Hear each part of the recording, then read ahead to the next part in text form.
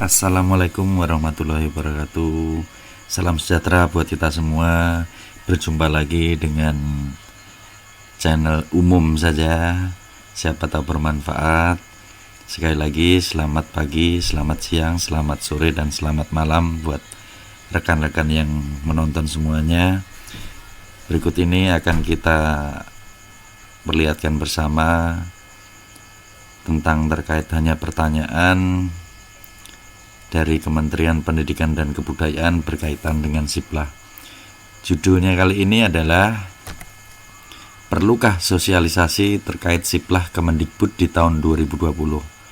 Tentunya perlu dan tidaknya kita semua tidak bisa menjawab, yang pasti karena kita tidak berkaitan dengan pemangku kebijakan yang ada di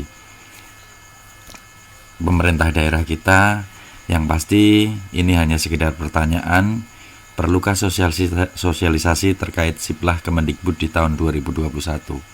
Wajib atau tidaknya, aturannya bagaimana? Yang pasti info-info tersebut kita bisa dapatkan di halaman Kemendikbud. Ya, di halaman Siplah juga ada, silahkan kita semua saling bisa buka. Tentunya saya bicara juga hanya sebagai orang awam yang hanya membangun opini, apakah ini perlu atau tidak. Selanjutnya silahkan nanti disaksikan videonya. Kebetulan saya alhamdulillah bisa bersyukur juga bisa ikut sosialisasi tersebut, walaupun ya bukan berkaitan langsung dengan tim-tim yang ada di daerah. Tentunya siapa tahu bermanfaat. Mau di like, share atau subscribe, monggo silahkan. Kalau ada yang subscribe alhamdulillah, kalau tidak juga tidak apa-apa, karena pada dasarnya intinya video ini nanti disajikan untuk pengetahuan bersama. Terima kasih. Wassalamualaikum warahmatullahi wabarakatuh. Selamat menyaksikan. Jadi kurang lebih pembahasan tentang elektronifikasi baik dana BOS atau elektronifikasi dana pendidikan.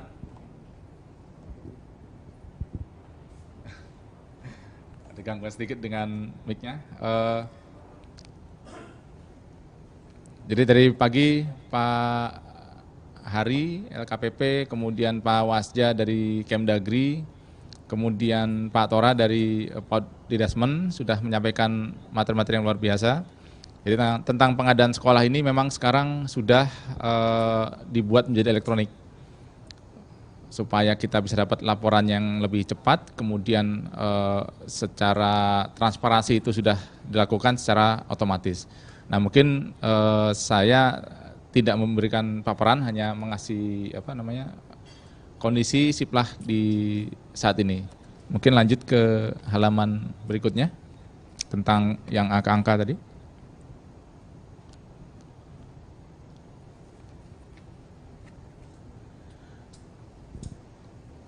Baik. Nah ini menceritakan kondisi Siplah setelah setahun berjalan. Siplah ini pertama kali diluncurkan di bulan Juni tahun 2019. Sekarang yang sudah aktif bertransaksi di Siplah baru 63.000 sekolah dari 220.000 sekolah. Kemudian baru ada 11.000 penyedia untuk melayani sekolah-sekolah. Dan kalau nilai transaksinya sudah lumayan tinggi, 5 triliun, tapi kalau melihat dana BOS-nya ini mungkin kecil sekali ya, baru 10% dari dana BOS yang ada di sekolah. Nah, ini yang akan kita coba untuk diperbanyak lagi, apalagi tahun ini kan cakupannya diperluas, yang tadinya hanya sekolah, hanya SD, SMP, SMA, SMK dan SLB. Tahun ini cakupannya diperluas menjadi satuan pendidikan, seluruh satuan pendidikan, yaitu SD, SMP, SMA, SMK dan SLB ditambah dengan non formal, PAUD, non formal dan kesetaraan. Nah, jumlah penggunanya pun cukup besar, menjadi 440.000. Nah, supaya bisa melayani 440.000 ini tentu saja membutuhkan banyak penyedia ya, karena sekarang ini yang hanya 11.000 ini rasa-rasanya memang sangat kurang untuk melayani seluruh satuan pendidikan. Nah, pertanyaan-pertanyaan yang sering timbul terkait pelaksanaan Siplah ini, yang pertama masalah kewajiban. Jadi secara Kemdikbud memang mewajibkan seluruh pengadaan barang jasa itu dilakukan secara daring. Ini tadi juga dari Pak Hari dari LKP sudah menyampaikan, kedepannya seluruh sistem akan dibuat secara elektronik. Dan memang ini adalah sebuah kebutuhan, jadi tidak lagi tidak lagi coba-coba, ini memang sudah kebutuhan dan kedepannya semua sistem tidak hanya masalah pembelanjaan, tapi nanti sampai ke perencanaan, kemudian tata kelola sekolah secara keseluruhan akan berubah menjadi elektronik. Nah, yang kedua terkait jumlah penyedianya. Nah, jumlah penyedia ini yang menjadi alasan sekolah-sekolah itu sebenarnya sudah sangat ingin belanja secara daring. Cuma ketika sekolah ini baru mau belanja, penyedianya tidak ada. Penyedia yang di sekitar wilayah sekolah itu tidak ada. Nah, ini yang kita coba jembatani di acara hari ini. Kita memberitahukan ke khalayak bahwa Kementerian sudah menyediakan platform. Ini platformnya sudah ada pembelinya, sudah diverifikasi, yaitu sekolah dan satuan pendidikan. Hanya bisa sekolah dan satuan pendidikan, loginnya juga login Dapodik, jadi tidak ada lagi login via yang lain, hanya login Dapodik.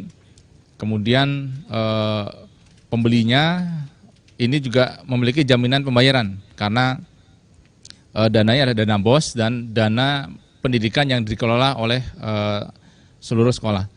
Jadi sudah ada kepastian dari sisi pembeli dan sudah ada kepastian dari sisi pembayaran. Nah, barang apa saja yang wajib dibeli oleh sekolah melalui daring, kalau di Permendikbud yang baru ini semuanya. Jadi tidak ada lagi pembatasan secara tipe barang, tidak ada lagi dibatasin, semua wajib dibeli melalui platform daring dari seluruh sumber dana, baik BOS, BOP, kemudian dana hibah maupun dana bantuan, dana-dana pendidikan yang lainnya. Selama dana tersebut dikelola oleh sekolah, maka wajib belanja secara daring. Kemudian secara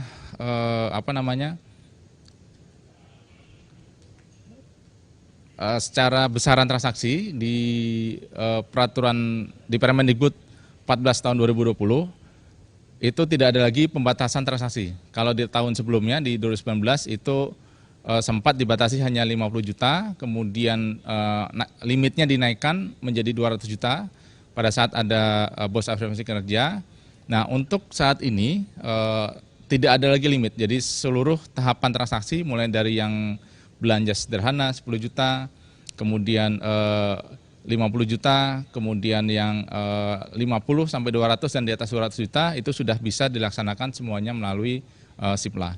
Yang nanti menjadi pembeda adalah ketika belanjanya 50 sampai 200 dan di atas 200 juta itu Bapak Ibu di sekolah wajib melakukan pembandingan paket. Kalau 50 sampai 200 itu minimal membandingkan dari 2 penyedia, dan kalau di atas 200 minimal membandingkan dari 3 penyedia. Nah, ini adalah relaksasi atau penyederhanaan yang tadi disampaikan oleh Pak Hari. Kalau umpamanya di pengadaan satuan kerja atau baik di pemerintah pusat maupun daerah, di atas 200 harus dilakukan secara lelang maupun katalog elektronik. Nah, kalau di sekolah ini disederhanakan, cukup dilakukan melalui Siplah dan persyaratannya hanya melakukan pembangkitan paket yang sudah ada di dalam Siplah. Jadi prosesnya sudah sederhanakan.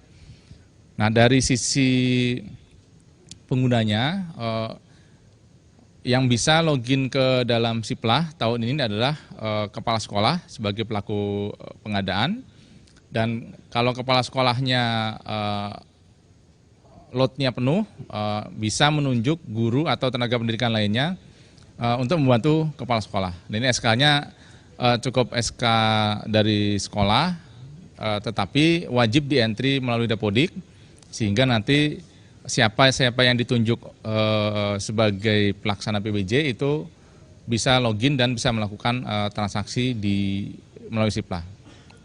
Nah, saat ini Siplah bermitra dengan 6 marketplace, yaitu dari Metra Plaza, belanja.com, kemudian blibli.com, kemudian ada Pesona Edu, ada Eureka, kemudian ada PT Inti, dan ada Toko Ladang. Nah, 6 mitra ini dipilih melalui proses sayembara di tahun 2019, dan pada saat itu yang mendaftar sebenarnya cukup banyak. Kita minta ke semua operator yang punya marketplace, tapi setelah kita seleksi ada di 6 ini. Jadi selain dari yang 6 ini, itu tidak masuk dalam hitungan belanja daring sekolah. Karena kemarin sempat ada yang menyatakan, Pak, kami sudah selama ini belanja secara daring, tapi setelah dielaborasi lagi, ternyata bukan ke belanjanya di 6 mitra yang kerjasama dengan kementerian. Baik, mungkin dari saya tidak banyak, cukup itu saja. Saya kembali lagi ke Mbak Indah. Baik, terima kasih Bapak Henry. Jadi memang Bapak dan juga Ibu diperluas ya Bapak dari satuan pendidikannya, diperluas dengan PAUD, non formal, dan juga pendidikan kesetaraan ya Bapak. Baiklah Bapak dan juga Ibu, ini sudah banyak sekali pertanyaan yang saya akan bacakan. Tapi pertanyaan pertama akan ditujukan terlebih dahulu untuk Bapak Wasja dari Kemendagri. Saya menyapa terlebih dahulu. Bapak Wasja masih bergabung dengan kami, Bapak Wasja? Oh, ada. Baik, Bapak sudah siap ya Bapak? Ini sudah ada satu pertanyaan untuk Bapak Wasja. Dan pertanyaan tersebut dari Bapak Sunaidin Wahid.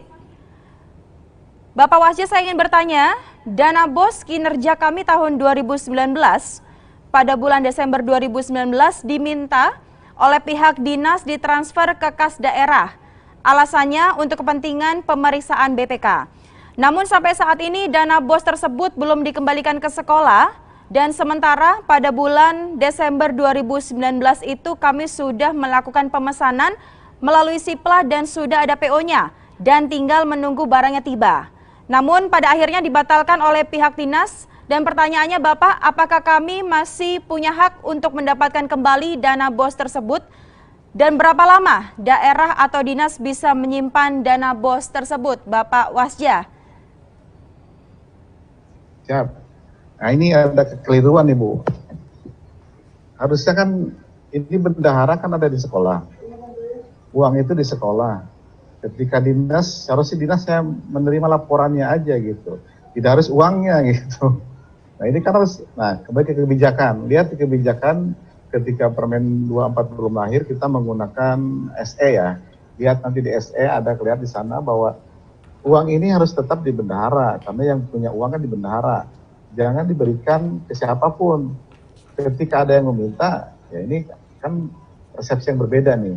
Ini harusnya tadi SKPD tidak boleh meminta uang yang ada di sekolahnya. Hanya laporannya aja Bu. Mungkin nanti harus didudukan, karena nanti korelasinya pelaporannya kita tidak menggunakan anggaran ini kan akan terlihat dari neracanya nih, laporan bahwa ada sekian uang di bendahara sekolah yang tidak digunakan misalkan. Itu sebetulnya uangnya masih tetap di bendahara, nggak boleh di kemana-manakan sebetulnya. Ini ada salah persepsi nih kalau menurut saya nih. Nah lihat kebijakannya mungkin. Nah kalau kebijakan di perkadanya mungkin diatur itu juga, itu harusnya disesuaikan. Kita lihat aturan yang lebih tingginya di atasnya. Ya Bu, Bapak, mungkin itu sementara. Makasih. Dan kembali Bapak dan juga Ibu, saya ingin menyapa rekan-rekan yang sudah hadir dan turut bergabung, yaitu dari Dinas Pendidikan Sulawesi Selatan. Halo, selamat pagi. Apa kabar Bapak dan juga Ibu di sana? Baik, dan kita akan lanjut lagi Bapak dan juga Ibu untuk pertanyaan. Untuk pertanyaan berikutnya, ini ditujukan untuk Bapak Tora. Bapak Tora dari Dijen PAUD. Bapak, ini ada pertanyaan. Bapak Tora, masih bergabung dengan kami? Oke. Siap, Bu. Siap. Bapak Tora, ini pertanyaan dari Bapak Muhammad Ghazali Idrus. Bapak, ini ada 2 pertanyaan sekaligus. Pertanyaan pertama adalah, bagaimana dengan kebutuhan mendesak atau gembok kantor rusak, apa harus menggunakan Siplah juga? Lantas pertanyaan kedua, bagaimana jika harga di Siplah lebih tinggi ketimbang harga di toko dekat sekolah yang tidak terdaftar dengan Siplah? Bapak Tora, bagaimana tanggapannya? Siap. Terima kasih atas pertanyaannya. banyak hal yang terjadi memang di dalam perjalanan Siplah ini. Ini nanti Pak Hendy bisa nyambung nih kalau gembok kira-kira masih masuk enggak di situ. Tapi yang saya garis bawain Bapak dan Ibu, selagi itu masih ada di sekitar kita, dan kalau tadi ada harga yang lebih mahal, coba dibandingkan dulu. Jangan sampai nanti kita sudah memutuskan bahwasanya harga ini lebih mahal, tapi ternyata di lapangan, ternyata yang kalau seandainya melalui Siplah itu lebih murah. Gitu. Kalau memungkinkan akan lebih bagus, kita sudah mulai menggunakan Siplah, Bapak dan Ibu. Saya berharap sekolah itu sudah memanfaatkan Siplah ini secara maksimal. Nanti bisa koordinasi lebih lanjut dengan kita, Bapak dan Ibu, untuk itu semua. Kalau saya, ada beberapa pertanyaan juga di daerah 3T misalnya. Mereka tidak bisa punya internet untuk bisa melakukan transaksi melalui Siplah. Ya, masih bisa kita kecualikan kalau memang itu tidak ada internetnya. Ada laporan dari sekolah itu, dia ada internet tapi tidak memanfaatkan Siplah. Itu yang menurut saya keliru. Baiknya dilihat dulu Bapak dan Ibu, dipastikan dulu, dilihat lebih detail lagi apakah tadi yang disebutkan gembok itu, ya kalau menurut saya sih ada hal-hal tertentu yang tidak bisa lewat Siplah misalnya. Memang barangnya itu nggak ada di Siplah misalnya, itu baru lah bisa kita laksanakan. Tapi kalau masih ada, lebih bagus, lebih baik kita menggunakan Siplah. Mungkin ada tambahan dari Pak Henry? Silakan Pak Henry. Baik, terima kasih Pak Tora. Jadi memang ini selalu yang menjadi pertanyaan nih, bahwa sebenarnya sekolah-sekolah ini sudah sangat semangat sekali untuk belanja secara daring. Tapi memang kendalanya adalah penyedia. Banyak penyedia yang masih biasa belanja secara transaksinya secara offline, kemudian ketika disuruh untuk bergabung secara online itu banyak yang enggan. Nah ini sebenarnya penekanan lagi. Ketiadaan barang itu dikarenakan penyedianya belum daftar, dan sekarang karena posisinya sekolah sudah mendapatkan ditransfer duluan uangnya, beda dengan tahun sebelumnya. Jadi Bapak Ibu sekolah ketika ingin belanja itu juga wajib memberitahukan ke penyedia-penyedia yang biasa bertransaksi dengan sekolah untuk segera daftar, karena memang secara Permendikbudnya sudah diwajibkan. Nah nanti di segmen berikutnya itu ada penjelasan dari kementerian-kementerian yang menangani UMKM. Jadi harusnya tidak ada lagi ada kekhawatiran terkait masalah-masalah UMKM itu bergabung ke dalam platform daring, dan secara regulasi itu semuanya akan menuju ke elektronik. Terkait tadi pertanyaan kemahalan harga, kalau Bapak Ibu melihat ke dalam permennya, di sana hanya ada empat faktor atau 4 variabel yang wajib dipertimbangkan ketika Bapak Ibu belanja. Pertama itu adalah dari sisi kualitas, kemudian dari sisi kuantitas dan waktu. Ini kaitannya dengan stok barang. Jadi ketika Bapak Ibu akan belanja, harus tanya dulu, ketika pesan gembok 1 atau pesan buku 1000, apakah stoknya tersedia atau tidak. Dan kemudian yang terakhir adalah sisi lokasi. Jadi mana yang penyedia-penyedia yang paling dekat dengan sekolah. Nah, ketika ada harga yang lebih mahal di Siplah, karena regulasinya sudah mendukung Bapak Ibu untuk belanja, wajibnya pertama adalah daring. Ketika Bapak Ibu belanja barang yang selisih mahal di Siplah, itu sudah lebih aman, tidak akan dipersalahkan, karena memang belanjanya, karena memang secara regulasi bilang wajib daring. Jadi ini juga memberikan penekanan ke penyedia, bahwa kami di sekolah ini sekarang hanya boleh belanja secara daring. Kalau Bapak Ibu penyedia itu tidak mau gabung, ya itu kesalahan sendiri gitu. Jadi memang ini kita perlu bantuan Bapak Ibu di sekolah untuk kita sama-sama merubah budaya kita menjadi lebih baik. Yang memang sekarang, apalagi sekarang eranya kan udah 4.0 katanya kan, mulai industri 4.0, kemudian sekarang juga pendidikan 4.0, semuanya era berubah ke elektronik. Perlahan pasti ini harus kita kita adopsi. Mungkin itu, Mbak. Baik, terima kasih Bapak. Dan kembali saya ingin menyapa rekan-rekan yang sudah bergabung, yaitu dari Dinas Pendidikan Kabupaten Tanah Bumbu, Kalimantan Selatan. Bapak dan juga Ibu di sana apa kabar?